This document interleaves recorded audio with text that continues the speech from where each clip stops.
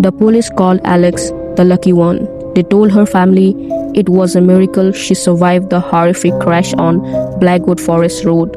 They thought the nightmare was over, but the police didn't know what actually happened in those woods, and they didn't realize that whatever was hiding in that forest didn't stay there.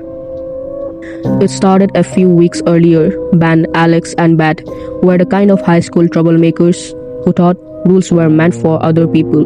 They skipped classes, broke curfews, and never listened to a word anyone told them.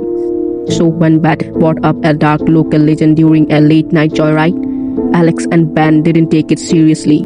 Bat said, "My dad told me something about these woods. They're in Blackwood Forest. There's a girl.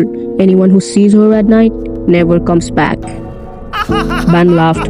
"Another ghost story? Come on, let's go prove it's fake." Alex felt something wrong. As the car turned onto the Perth Forest Trail, the wind began to howl violently. The weather shifted instantly, turning unnatural and freezing.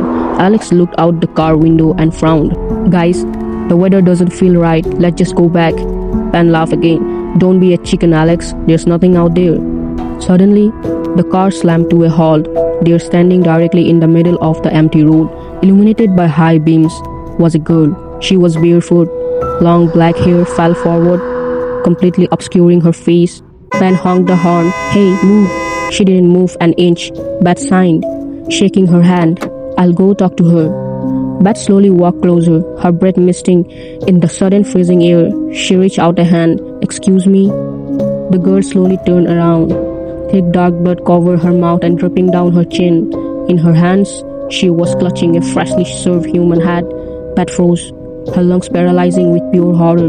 The girl slowly stood up. An unnatural smile spreading across her face whispered a single sentence, "You saw me." Before Bat could even scream, the creature gripped her shoulder and her wrist and literally tore her body completely apart. She hurled half of Bat's torso directly onto the hood of the car, blood across the windshield. Inside the vehicle, Ben and Alex lost their minds, screaming in terror. Ben panicked, jumping out of the vehicle and sprinting towards the driver's seat. Start the car, start the car." Alex keeps twisting heavy. Nothing. The engine was completely dead. Terrified, Ben turned and ran blindly onto the thick trees, but the forest belonged to her. In a blink, the girl materialized directly in front of him. She smiled. With one swift swipe of her hand, Ben's head split open. He collapsed instantly into the dirt, and she knelt beside him to finish her meal. Inside the car, Alex tried again one last time. The engine roared to life. Blinded by tears, she slammed her foot on the gas. The car slammed directly into the monster, sending it flying into a tree. Alex didn't stop to look. She sped down the dirt road, crying, shaking, her eyes glued to the rearview mirror. Nothing was behind her. The bright lights of the city limits were finally coming into view. She was going to make it, but then a thick unnatural fog rolled over the road. The car's dashboard lights flicked and died. The power steering failed. The vehicle skipped violently out of control, flipping over and crashing into a deep ditch. Overglass shattered everywhere then dead. As Alex lay upside down, bleeding and losing consciousness, she forced her eyes open one last time. The creature wasn't outside. It was sitting right next to her, in the passenger seat, smiling. And then everything went black. A few weeks passed since the accident. The police called Alex the only survivor, a miracle. Everyone believed she was incredibly lucky. Alex tried to believe it too. She went back to school. She laughed with her classmates. She smiled when people talked to her. On the outside, everything looked completely normal, but every single night, she had the exact same nightmare.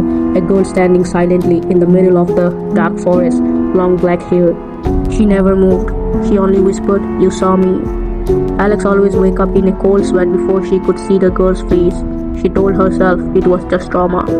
On a Friday afternoon, a boy from school walked over to her desk. "Hey, we are having a small bonfire tonight, outside the campus. You should come, it might help." Alex hesitated for a moment, then she smiled. "Okay." That night, the atmosphere was perfect.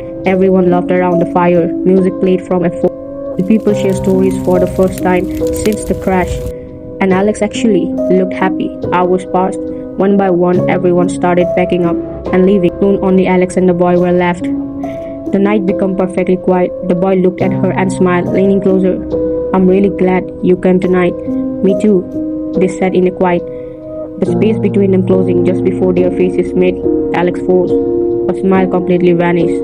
Crackling sound of the fire instantly died into absolute silence. The boy frowned, sensing the sudden shift in temperature. Alex. She slowly lifted her head. Her eyes were no longer hazel. They were completely hollow black. A smile separated across her face, but it wasn't Alex's smile. In a soft, silly voice, belonged to something else. She whispered, "You saw me?" The next morning, police surrounded the empty campsite. There were signs of a horrific struggle. The boy was found dead, his body torn apart beside the coal ashes. Alex was nowhere to be found. Days later, a traffic security camera in the middle of a crowded downtown city street recorded a young girl walking through the crowd. She wore ordinary clothes. She looked just like everyone else. People walked right past her without a second glance. Then she stopped. She slowly turned her head directly toward the camera lens. She smiled, and for a single frame, her eyes turned completely pitch black. No one knows where she went, no one knows who she will meet next, but one thing is absolutely certain: the curse never stayed in Blacktown Forest. Now it's walking among us.